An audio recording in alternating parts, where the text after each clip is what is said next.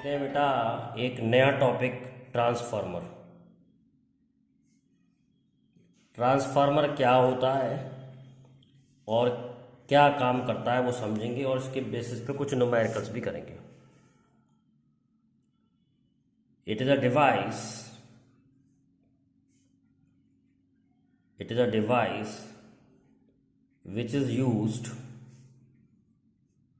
which is used to step up and step down AC voltage. तो transformer जो होता है AC वोल्टेज को बढ़ाने और घटाने के काम आता है विदाउट चेंज इन फ्रिक्वेंसी।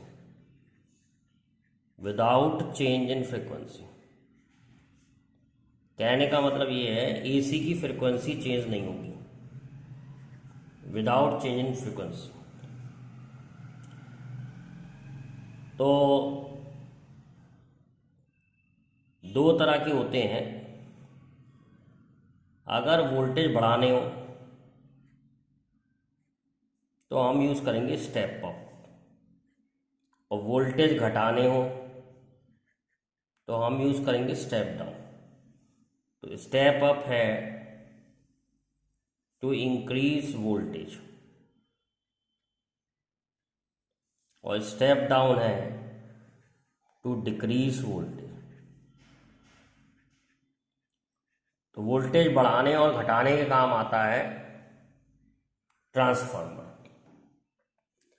तो ट्रांसफार्मर एक डिवाइस होता है जिससे हम एसी वोल्टेज को बढ़ाते और घटाते हैं। क्यों बढ़ाते हैं और घटाते हैं वो तो अलग बात है, पर बढ़ाते और घटाने का काम आता है।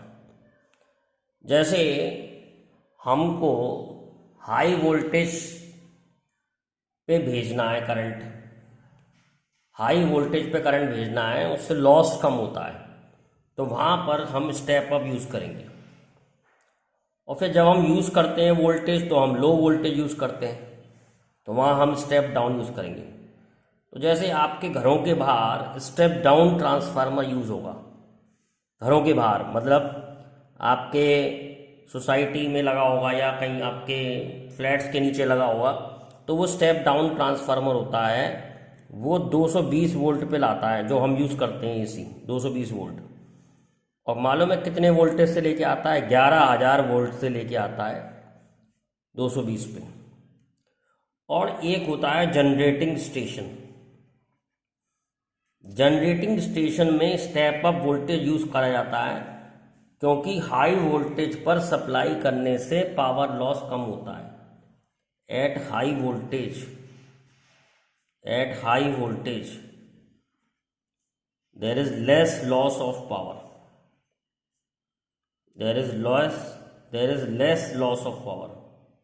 less loss of power मतलब हाई वोल्टेज सप्लाई करने पर पावर लॉस कम होता है। तो जनरेटिंग स्टेशन से हमारे घरों तक जो अल्टरनेटिंग करंट आता है वो हाई वोल्टेज पे आता है। इससे क्या फ़ायदा होता है? पावर लॉस कम होता है, एनर्जी लॉस कम होता है। तो हम स्टेप अप ट्रांसफार्मर यूज़ करते हैं जनरेटिंग स्टेशन पे, लेकिन इतने हाई वोल्टेजों को घर में यूज़ नहीं करा जा सकता। तो घर में क्या करा जाता है, घर के यूज़ के लिए हमको उसे 220 वोल्ट पे लाना पड़ता है, तो वोल्टेज कम करने पड़ते हैं। तो जब हमें वोल्टेज कम करने पड़ते हैं तो हम यूज़ करेंगे स्टेप डाउन ट्रांसफार्मर, और जब वोल्टेज बढ़ाने पड़ेंगे तो हम यूज़ करेंगे स्टेप अप ट्रांसफार्मर। एक बहुत इंपॉर्टेंट बात है, transformer does not work on DC.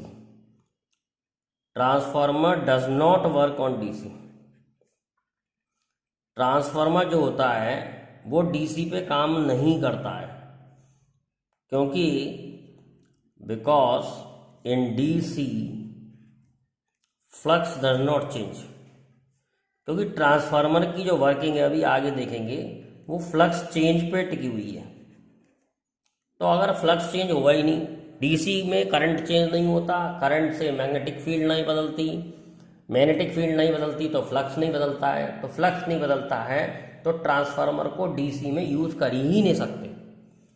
तो कभी कोई क्वेश्चन आ जाए जिसमें ट्रांसफार्मर डीसी ट्रांसफार्मर में डीसी लगी हो तो उसका आउटपुट वोल्टेज 0 होता है, और आंसर होता है कि in DC transformer does not work. एक बार डीसी एसी बताए थे, जो करंट बदले नहीं, जो करंट बदले नहीं टाइम के संग, टाइम के संग जो करंट बदले नहीं उसे डीसी कहते हैं। और एसी चैप्टर में पढ़ाई है हमने कि टाइम के संग जो करंट बदलता है उसको एसी कहते हैं। तो डीसी हमें कहाँ से मिलती है? डीसी हमें बैटरी से मिलती है। और एसी हमें कहाँ से मिलता है? एसी जनरेटर से मिलता है। एसी हमें एसी जनरेटर से मिलता है और डीसी हमें बैटरी से मिलती है। तो ट्रांसफार्मर का काम होता है वोल्टेज बढ़ाना और घटाना। तो it is actually transforming voltage. क्या कर रहा है? वोल्टेज को ट्रांसफॉर्म करता है। अब देखते हैं ट्रांसफार्मर होता कैसे है, कैसा होता है ट्रांसफार्मर, वो देखते हैं। इसका कंस्ट्रक्शन देखते हैं, ट्रांसफार्मर का कंस्ट्रक्शन देखते हैं। तो इसमें एक आयरन का कोर होता है, आयरन का कोर होता है, आयरन का core. This is iron core. Iron का क्यों लेते हैं आगे पता लगेगा। आयरन का कोर होता है इसके अंदर, और यहां पर वाइंडिंग होती है, टर्न बना रखे होते हैं, टर्न्स लपेट रखी होती है वाइंडिंग। दोनों तरफ की वाइंडिंग के टर्न्स अलग अलग होते हैं। अभी हम देखेंगे टर्न से क्या फर्क पड़ता है। दोनों तरफ की वाइंडिंग के टर्न अलग अलग होते हैं, एक तरफ ज़्यादा टर्न्स होते हैं, एक तरफ कम होते हैं। ध्यान रखना है, या ये ट्रिक के तौर पे याद कर लो अभी, जिस तरफ टर्न ज़्यादा होंगे उधर वोल्टेज बढ़ जाएगा, अगर टर्न कम होंगे तो वोल्टेज घट जाएगा। मतलब ये वाला जो ट्रांसफार्मर है, यहाँ पर मैं इनपुट लगा रहा हूँ, इसको कहते हैं प्राइमरी। दो वाइंडिंग होती हैं, एक प्राइमरी होती है, एक सेकेंडरी होती है। एक प्राइमरी वाइंडिंग है, एक सेकेंडरी वाइंडिंग है। प्राइमरी वो होती है जहाँ पर हम इनपुट लगाते हैं, और सेकेंडरी वो होती है जहाँ पर हम आउटपुट लेते हैं। ये ध्यान रखना, न्यूमेरिकल में बहुत इंपॉर्टेंट बात है। प्राइमरी वो वाइंडिंग है जहाँ पर इनपुट लगाया जाएगा, और सेकेंडरी वो वाइंडिंग है जहाँ पर आउटपुट लिया जाएगा। तो कंस्ट्रक्शन क्या है? It consist of primary and secondary winding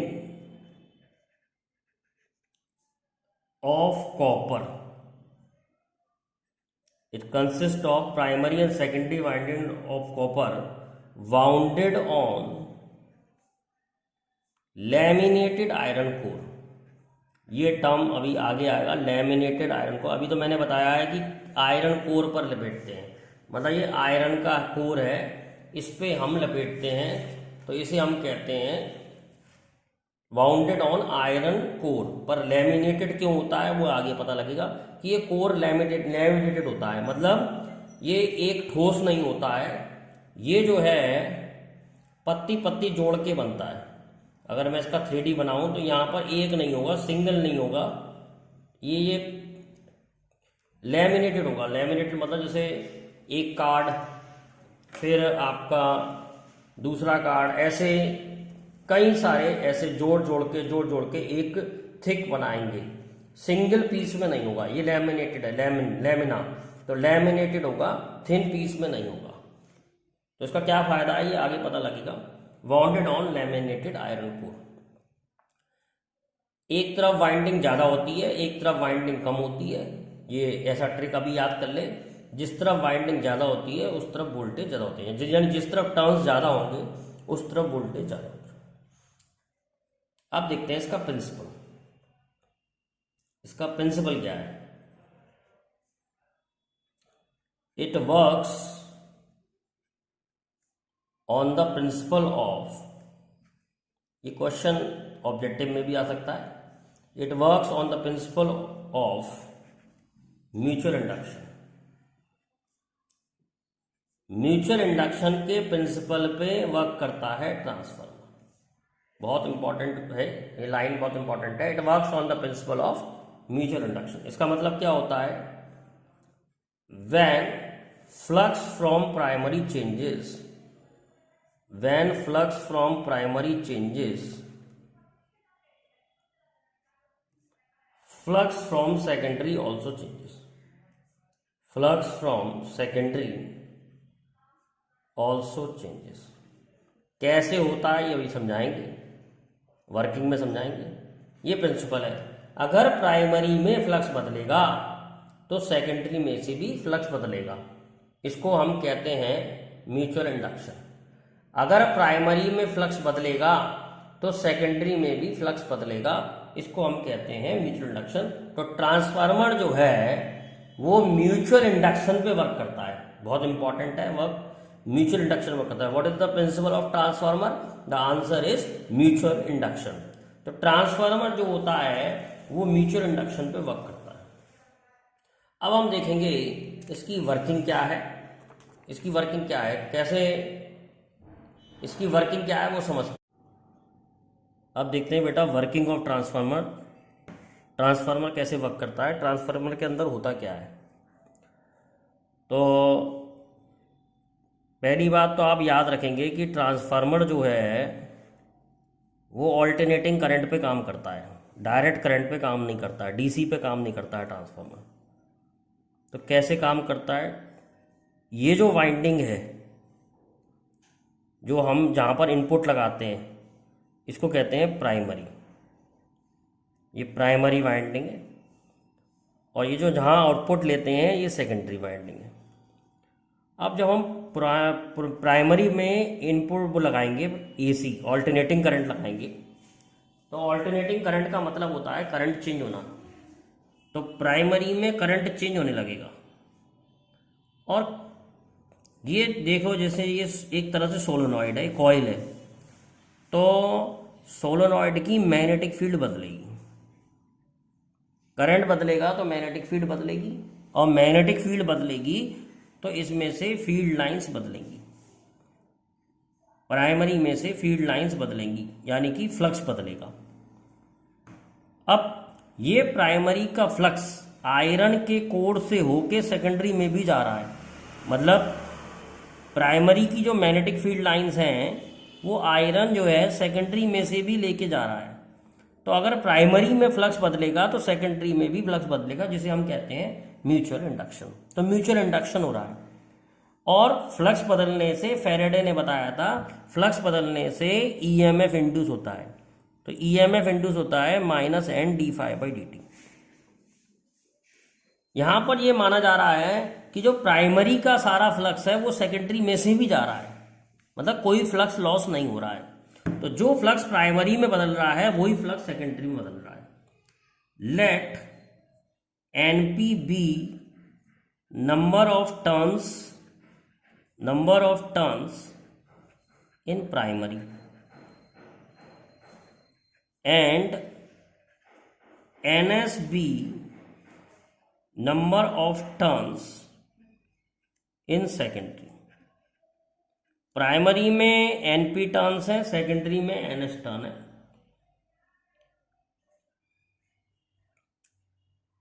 तो प्राइमरी में कितना ईएमएफ इंड्यूस हो जाएगा, तो प्राइमरी में ईएमएफ इंड्यूस हो जाएगा -NP d∅dt। फैराडे लॉ लगाया मैंने। और सेकेंडरी में कितना फ्लक्स इंड्यूस हो जाएगा, -NS d∅ dt। यहां पर ये माना जा रहा है दोनों में फ्लक्स चेंज सेम हो रहा है, मतलब जो प्राइमरी का फ्लक्स है वो सेकेंडरी में से भी जा रहा है। तो इन दोनों को डिवाइड कर दो तो EP/ES is equal to NP/NS। यानी ईएमएफ इंड्यूस टर्न पे डिपेंड करता है, जिस साइड ज़्यादा टर्न होंगे उस साइड ज़्यादा ईएमएफ इंड्यूस होगा, और जिस साइड कम टर्न होंगे उस साइड कम ईएमएफ इंड्यूस होगा। तो ये फार्मूला बहुत इंपॉर्टेंट है आपका, अगर आपको न्यूमेरिकल सॉल्व करना है ट्रांसफार्मर का। अब हम एक फार्मूला और ड्राइव करेंगे, एज्यूम नो पावर लॉस, मतलब कोई पावर लॉस नहीं हो रहा। एज्यूम नो पावर लॉस, अगर कोई पावर लॉस नहीं हो रहा है तो इनपुट की पावर और आउटपुट की पावर सेम होगी। तो हम कह सकते हैं प्राइमरी पावर बराबर सेकेंडरी पावर। आप सोचेंगे फार्मूला कहाँ से आ गया, सिंपल फार्मूला है। पावर का तो फार्मूला याद होगा ना आपको, वोल्टेज इंटू करंट। तो मैंने वही फार्मूला लगाया पावर का, वोल्टेज इंटू करंट। तो ईपी इंटू आईपी बराबर ईएस इंटू आईएस। तो यहाँ से एक रिजल्ट आ जाएगा EP upon ES is equal to IS upon IP. तो ये देख रहे हैं कि ये इनवर्स रेशियो है, इनवर्स रेशियो है वोल्टेज और करंट में, इनवर्स रेशियो है। कहने का मतलब ये है जहाँ वोल्टेज ज़्यादा होगा वहाँ करंट कम होगा, और जहाँ करंट कम होगा वहाँ वोल्टेज ज़्यादा होगा। ये आपकी बहुत हेल्प भी करेगा न्यूमेरिकल सॉल्व करने में। फाइनली फार्मूला देखो क्या आ गया, फाइनली फार्मूला आ गया I P upon I S is equal to E S upon E P is equal to N S upon N P. और N S upon N P को भी याद रखना है, न्यूमेरिकल में दिया होता है ट्रांसफॉर्मेशन रेशियो। ट्रांसफॉर्मेशन रेशियो ध्यान रखना, ट्रांसफॉर्मेशन रेशियो हमेशा सेकेंडरी अपॉन प्राइमरी होता है, कभी भी प्राइमरी अपॉन सेकेंडरी नहीं होता। तो ये आपको न्यूमेरिकल में हेल्प, न्यूमेरिकल करने में हेल्प करेगा। फाइनल फार्मूला ये लर्न करना है आपको कि प्राइमरी सेकेंडरी में क्या रिलेशन है करंट, वोल्टेज और टर्न्स में। N S upon N P को ट्रांसफॉर्मेशन रेशियो कहते हैं, इसे कभी कभी टर्न रेशियो भी कह देते हैं। तो ये न्यूमेरिकल में ध्यान रखें, turn ratio is always secondary upon primary, not primary upon secondary. अब जरूरी नहीं है कि ट्रांसफार्मर 100% एफिशिएंट हो, कभी कभी ट्रांसफार्मर 100% एफिशिएंट नहीं होता है, उस केस में हम ट्रांसफार्मर की एफिशिएंसी बताते हैं। तो efficiency of transformer, efficiency of transformer. तो एफिशिएंसी ऑफ ट्रांसफार्मर कैसे निकालेंगे या कैसे सॉल्व करेंगे? एफिशिएंसी होता है power output upon power input into 100। अब आउटपुट की पावर होगी सेकेंडरी में, मतलब E S into I S, और इनपुट की पावर होगी E P into I P into 100। तो एफिशिएंसी का ये फॉर्मूला लगता है, जब भी कभी एफिशिएंसी दी होगी तो ये वाला फार्मूला लगाना है आपको, ठीक है। फिर ये करंट का और वोल्टेज का ये वाला रेशियो काम नहीं करता है, ये जब है जब ट्रांसफॉर्मर 100% एफिशिएंट हो। ये जब लगाना है जब ट्रांसफॉर्मर की एफिशिएंसी दे रखी हो। तो E S into I S upon E P into I P into 100। तो this is the formula for efficiency of transformer. तो एफिशिएंसी ऑफ ट्रांसफार्मर का फॉर्मूला बहुत इंपॉर्टेंट है, ये आपको लर्न करना है। अब देखते हैं बेटा लॉसेस इन ट्रांसफार्मर। ट्रांसफार्मर में कौन कौन से लॉसेस होते हैं? सबसे पहले देखते हैं फ्लक्स लॉस। अब जैसे ये ट्रांसफार्मर था हमारा, तो हमने यहाँ पर करंट, ऑल्टरनेटिंग करंट लगाया। इस ऑल्टरनेटिंग करंट से यहाँ पर मैग्नेटिक फील्ड बनेगी, यहाँ मैग्नेटिक फील्ड बनेगी। तो ये मैग्नेटिक फील्ड लाइंस आयरन के थ्रू होके इसमें जा रही हैं, मैग्नेटिक फील्ड लाइंस आयरन के थ्रू होके जा रही हैं, लेकिन मैग्नेटिक फील्ड लाइंस कुछ इधर भी होंगी। तो ये वाली मैग्नेटिक फील्ड लाइंस इसमें होके नहीं जा पाएंगी। वैसे तो आयरन की प्रॉपर्टी होता है कि मैक्सिमम मैग्नेटिक फील्ड लाइंस अपनी तरफ खींचता है, लेकिन फिर भी सारी मैग्नेटिक फील्ड लाइंस इसमें से पास होकर नहीं जाएंगी। तो हम कह सकते हैं कि all flux of primary, all flux of primary cannot be linked from secondary, cannot be linked from secondary. All flux of primary cannot be linked with secondary, hence flux loss occur. Primary का सारा flux secondary में से नहीं जा सकता, इसलिए flux का loss हो ही होगा। और फ्लक्स का लॉस होना एक तरीके से मैग्नेटिक फील्ड एनर्जी का लॉस होना, तो ये भी एक तरह का एनर्जी लॉस है, इसे हम कहते हैं फ्लक्स लॉस। तो इसकी वजह से ट्रांसफार्मर जो है 100% एफिशिएंट नहीं हो पाएगा, लेकिन फिर भी एफिशिएंसी हमें 99% तक मिल जाती है। इन लॉसेस को बचाया जाता है। तो पहले किसी ज़माने में स्टील यूज़ करते थे, अब हम आयरन यूज़ करते हैं। आयरन का कोर बनाते हैं। आयरन का कोर इसलिए बनाते हैं less flux loss, less flux loss. Iron magnetic highly permeable होता है। आयरन क्या होता है? हाईली परमेबल होता है। हाईली परमेबल होने के चक्कर में मैग्नेटिक फील्ड लाइंस को अपनी तरफ खींचता है, तो इसलिए फ्लक्स लॉस कम हो जाता है। दूसरा देखते हैं कॉपर लॉस। कॉपर लॉस क्या होता है? When current flows, when current flows in copper wire, they get heated,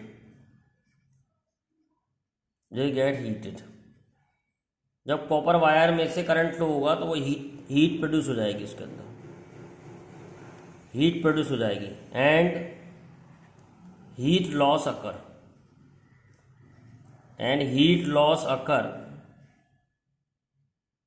in copper wire. Heat loss occur in copper wire, which is called copper loss. Heat loss होगा copper wire में, जिसे हम कहते हैं copper loss. तो copper loss है heat loss in copper wire. ये copper loss को कम करने का तरीका है रेजिस्टेंस कम कर दो, और रेजिस्टेंस कम करने के लिए वायर जो है थिक लेना पड़ेगा। मतलब हमें थिक वायर की वाइंडिंग करनी पड़ेगी। पर थिक वायर की वाइंडिंग करने का मतलब है कि तार मोटे लेंगे तो महंगे आएंगे, ज़्यादा कॉपर लगेगा, महंगा आएगा। तो हम उस तरफ ज़्यादा मोटे तार लेते हैं जिस तरफ करंट ज़्यादा हो। दोनों तरफ मोटे नहीं लेते हैं, उसी तरफ मोटे लेते हैं जहाँ पर करंट ज़्यादा हो, जिससे कि पैसे भी कम लगें, मतलब कॉस्ट भी इफेक्टिव हो, और प्लस ही कॉपर लॉस भी कम हो जाए। तीसरा लॉस है eddy current loss. Eddy current loss या फिर आयरन लॉस। ये क्या है? When flux from iron core changes, when flux from iron core changes, then eddy currents flows in iron core,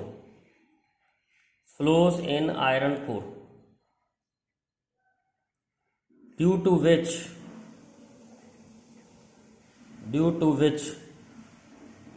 iron core gets heated. Heat loss in iron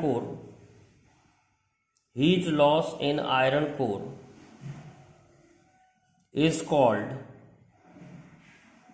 iron loss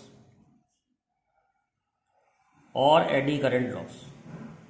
eddy current की वजह से हो रहा है, इसलिए eddy current loss भी कहते हैं। तो एडी करंट्स कम करने पड़ेंगे अगर हम लॉस कम करना चाहते तो।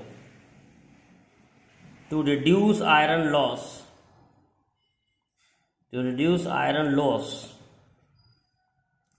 Transformer core is laminated iron core use करते हैं। क्या मतलब है? मतलब जैसे ये ट्रांसफार्मर का कोर है, ये वाला कोर सिंगल पीस है, मतलब एक ही टुकड़े का बना है, एक ही आयरन का पीस है। अगर एक आयरन के पीस की जगह हम अगर आयरन की प्लेट्स, पतली पतली प्लेट्स लेके ज्वाइन करें, लैमिना, और इनके बीच में इंसुलेशन डाल दें, इनके बीच में इंसुलेशन कर दें, मतलब इस वाले का करंट इसमें नहीं जाए, तो इसको हम कहते हैं लैमिनेटेड आयरन कोर। इसे कहते हैं लैमिनेटेड आयरन कोर। लैमिनेटेड भी है, आपस में इंसुलेटेड भी है, laminated iron core. Insulating liquid लगाया जाएगा इनके बीच में, जिससे कि नहीं जाए। मतलब मैंने आपको पहले बताया था, ऐसे ऐसे पत्ती पत्ती बना ली और फिर इसको ऐसे एक के ऊपर एक के ऊपर एक के ऊपर एक के ऊपर स्टैक बना दिया, फिर बनाया आयरन को कोर। तो ऐसे आयरन कोर को कहते हैं laminated iron core. Laminated iron core लेने से करंट कम हो जाता है। क्यों कम हो जाता है? आर का फॉर्मूला पड़ा है ρl अपॉन ए। तो एरिया डिक्रीज हो जाता है, मतलब कोर का एरिया डिक्रीज हो जाता है, क्रॉस सेक्शन एरिया। तो रेजिस्टेंस इंक्रीज हो जाता है, करंट डिक्रीज हो जाता है। तो करंट डिक्रीज हो जाता है तो इसलिए हीट लॉस कम हो जाता है। हीट लॉस क्या होता है? आई स्क्वायर आर टी। तो आई का स्क्वायर है तो करंट का स्क्वायर है, तो हीट लॉस काफ़ी होगा। तो हीट लॉस कम हो जाता है करंट कम होने से। तो इस तरीके से हम एडी करंट्स कम कर सकते हैं, एडी करंट लॉस कम कर सकते हैं। इसके अलावा एक और लॉस है, हिस्टेरिसिस लॉस कहते हैं इसे, हिस्टेरिसिस लॉस। हिस्टेरिसिस लॉस ये क्या है? Transformer core is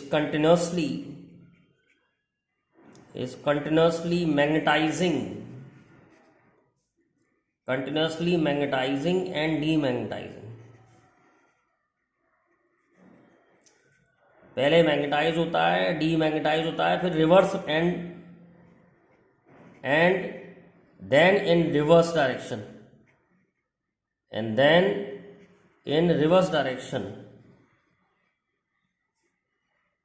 it gets magnetized and demagnetized। It gets magnetized and demagnetized। तो ट्रांसफार्मर कोर कंटिन्यूसली मैग्नेटाइज होता है, मैग्नेटाइज हो रहा है, डीमैग्नेटाइज हो रहा है, फिर रिवर्स में मैग्नेटाइज हो रहा है, फिर रिवर्स में डीमैग्नेटाइज हो रहा है। इस तरीके से एक लूप आ जाता है। इसको हम कहते थे हिस्टेरिसिस लूप। पहले पढ़ाया था मैंने आपको हिस्टेरिसिस लूप। ये एक हिस्टेरिसिस लूप है। ये हिस्टेरिसिस लूप का एरिया जो होता है वो एनर्जी लॉस देता है। Area of hysteresis loop gives energy loss per unit volume. तो जिस लूप का एरिया कम होगा उसका एनर्जी लॉस कम होगा। तो हमें ऐसा मटेरियल लेना है कि एनर्जी लॉस कम हो। तो इसीलिए आयरन का core is taken. Iron has less hysteresis loss, इसीलिए आयरन के कोर को लिया गया है, स्टील का नहीं लिया गया है। तो why soft iron is used in transformer. Why soft iron is used in transformer। Soft iron का यूज क्यों करते हैं ट्रांसफार्मर में? पहला है हाईली परमेबल होने की वजह से लेस फ्लक्स लॉस, जो हमने आज पढ़ा, लेस फ्लक्स लॉस होता है। दूसरा, area of hysteresis loop is less. Area of hysteresis loop is less. इससे क्या फायदा होगा? Hysteresis loss is less. Hysteresis loss is less. तो इन चीज़ों की वजह से ट्रांसफार्मर का कोर जो है वो आयरन का बनाते हैं। तो अब हम कुछ न्यूमेरिकल्स करेंगे ट्रांसफार्मर के ऊपर, और फिर आप इस वीडियो को देख करके कोई भी क्वेश्चन, कोई भी थ्योरेटिकल क्वेश्चन कर पाएंगे। अब देखते हैं बेटा numericals of transformer. Numericals of transformer.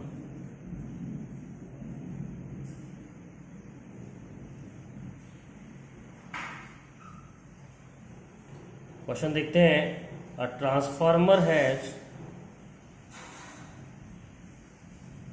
Transformer has 400 primary turns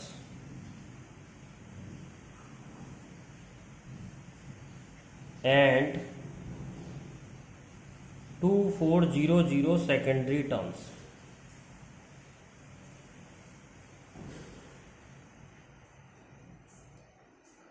If primary voltage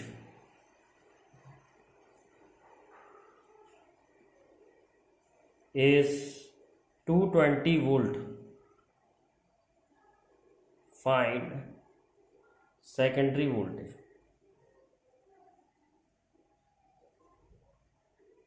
तो ट्रांसफार्मर के लिए एक फार्मूला आपको बताया था, IP upon IS is equal to ES upon EP is equal to NS upon NP। कुछ बातें यहाँ बता दूँ, प्राइमरी में 400 टर्न है और सेकेंडरी में 2400 टर्न है। प्राइमरी में 400 टर्न्स है और सेकेंडरी में 2400 टर्न्स है। इसका मतलब ये स्टेप अप ट्रांसफार्मर है। इसका मतलब सेकेंडरी के वोल्टेज प्राइमरी से ज़्यादा होंगे। ये न्यूमेरिकल में वैसे ज़रूरत नहीं है बात, लेकिन ये पता होना चाहिए, इससे फ़ायदा भी होता है। तो प्राइमरी के टर्न्स 400 दिए हैं, सेकेंडरी के टर्न्स 2400 दिए हैं, प्राइमरी के वोल्टेज 220 दे रहे हैं और सेकेंडरी के वोल्टेज पूछे, तो ये रेशियो काम आ जाएगा। ES upon EP is equal to NS upon NP। अब ES हमें निकालना है, EP 220, NS 2400 और NP 400। तो इसे कैंसिल करोगे तो 6 आ जाएगा। तो ES की वैल्यू आ रही है 220 इंटू 6। तो ये सॉल्व करोगे तो 1320 वोल्ट। इतना सिंपल क्वेश्चन होता है ट्रांसफार्मर का। ये छोटा सा ही फार्मूला काम आता है, ज़्यादातर क्वेश्चन इसी से ही सॉल्व हो जाते हैं और एफिशिएंसी वाले क्वेश्चन फिर एफिशिएंसी से सॉल्व होते हैं। एक और क्वेश्चन देखते हैं।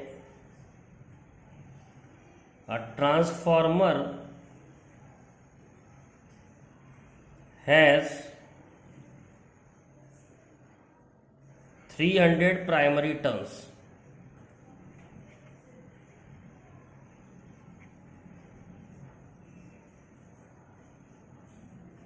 ट्रांसफार्मर के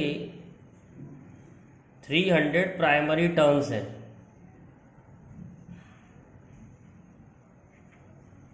A transformer had 300 primary turns and 150 secondary turns. Primary में टर्न्स 300 है और सेकेंडरी में टर्न 150 है। If voltage of load connected to secondary is 200 volt, find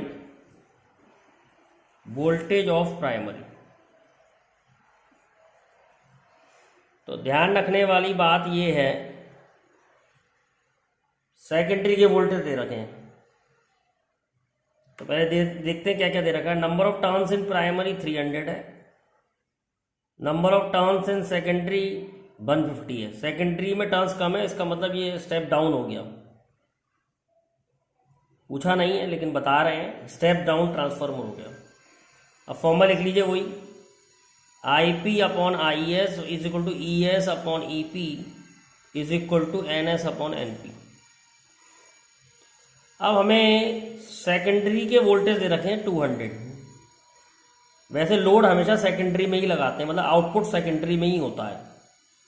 और प्राइमरी के वोल्टेज पूछें, सेकेंडरी के टर्न्स दे रखे हैं 150 और प्राइमरी के टर्न्स दे रखे हैं 300।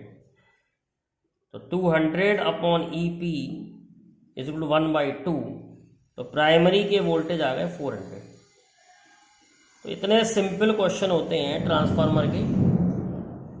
और क्वेश्चन देखते हैं अच्छा सा। The output voltage of transformer is the output voltage of transformer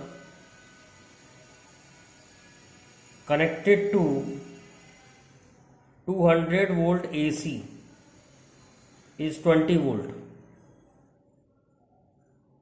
If transformer is used to light bulb of 20 volt and 20 watt, find current in primary.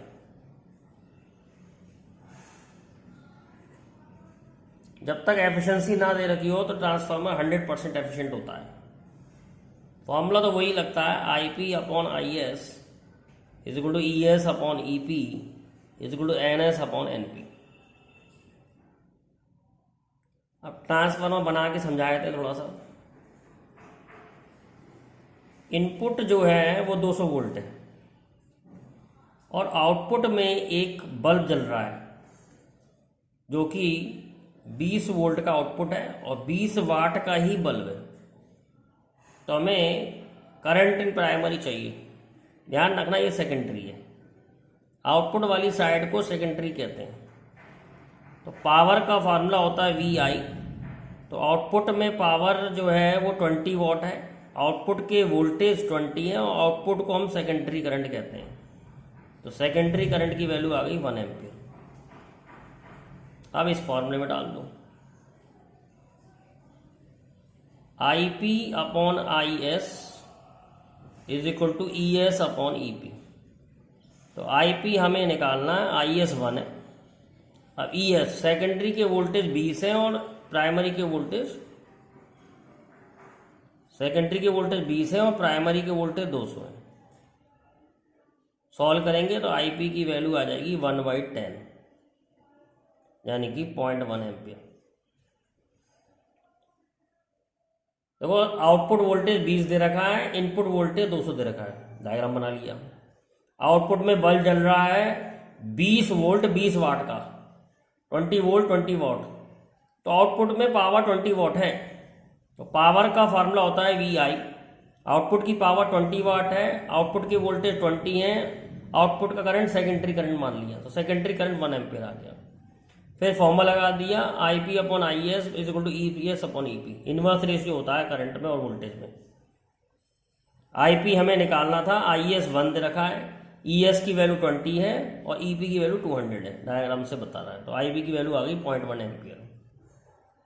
Question और देखते हैं बढ़िया सा। A step down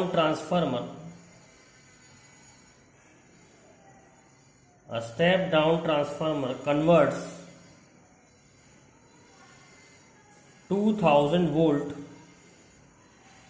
to 200 volt.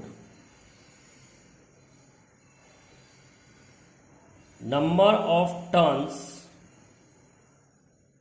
in primary is 500 and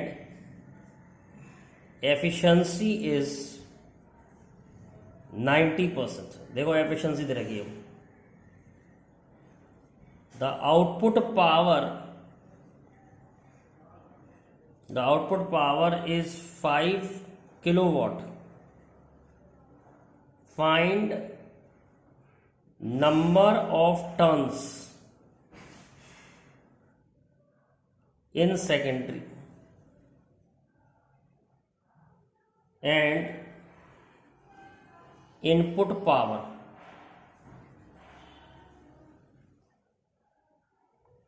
and current in primary। इतनी चीजें पूछी। ध्यान रखें इसमें एफिशिएंसी 100% नहीं है, तो आउटपुट पावर और इनपुट पावर बराबर नहीं होगी। तो एफिशिएंसी का फॉर्मूला लिख लेते हैं, output power upon input power into 100। तो एफिशिएंसी 90% है, आउटपुट पावर 5 किलोवाट है, इनपुट पावर को मान लेते हैं पी इन इंटू 100, तो इनपुट पावर आ जाएगी 50/9 किलोवाट, ये इनपुट पावर आ गई। अब ट्रांसफार्मर देखते हैं, ट्रांसफार्मर कैसा है। इनपुट में पावर दे रखी है, इनपुट में टर्न्स दे रखे हैं, तो number of turns in primary है 500 और इनपुट वोल्टेज 200,000 है और आउटपुट वोल्टेज 200 है। तो ईपी आपको दे रखा है 2000, ईएस दे रखा है 200, आउटपुट की वोल्टेज कम है तो स्टेप डाउन ट्रांसफार्मर है। फार्मूला लगा दीजिए, ES upon EP is equal to NS upon NP। तो ES 200 है, EP 2000 है, number of turns in primary 500 है, number of turns in secondary पूछा है, तो NS की वैल्यू आ जाएगी 500 डिवाइड बाई 10, 50 टर्न्स है। तो हमारा एक आंसर आ गया, number of turns in secondary 50 है और हमारी इनपुट पावर भी आ गई 50/9 किलोवाट। अब रह गया हमारे को निकालना करंट इन प्राइमरी। तो पावर इनपुट यानी कि प्राइमरी पावर,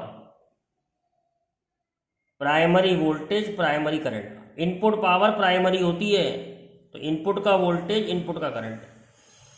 तो ये हमको मालूम है, इसको इधर कर देता हूँ। इनपुट पावर 50/9 है यानी कि किलोवाट को हमने कर दिया वाट में, और इनपुट के वोल्टेज 2000 है और इनपुट का करंट IP है 1 2 3 1 2 3। तो आपका सॉल्व करके आ गया, IP आ गया 25/9 एम्पियर। इस तरीके से सॉल्व करते हैं एफिशिएंसी वाला क्वेश्चन, बहुत इंपॉर्टेंट है। देखो एफिशिएंसी होती है output power upon input power into 100। Efficiency 90% दे रखी थी, आउटपुट पावर 5 दे रखी थी किलोवाट में, और इनपुट पावर हमें मान ली पी इन इंटू 100। तो इनपुट पावर सॉल्व करके आ रही है, इनपुट पावर सॉल्व करके 0 0 से कैंसिल हो गया, 50/9 किलोवाट इनपुट पावर आ गई। अब इनपुट पावर से इनपुट करंट निकाला जा सकता है, यानी कि प्राइमरी करंट। इनपुट मतलब प्राइमरी, तो primary power is equal to primary voltage, primary current. तो प्राइमरी पावर रख दी 50/9 किलोवाट को वाट में कर लिया, वोल्टेज रख दिया 2000 volt into current IP। 1 2 3 0 1 2 3 0 cut गए, ये नीचे आ गया 25/9 हो गया IP, करंट इन IP। और नंबर ऑफ टर्न्स के लिए ये वाला फॉर्मूला लगा सकते हैं, ये हमेशा ट्रू होता है, ES upon EP is equal to NS upon NP। तो ES upon EP, ES 200 EP 2000, ये डायग्राम बनाया था। NS निकालना और NP 500, सॉल्व करेंगे तो NS की वैल्यू आ जाएगी 50 टर्न्स। स्टेप डाउन है, टर्न्स कम होंगे। तो तीनों आंसर हमने निकाल लिए।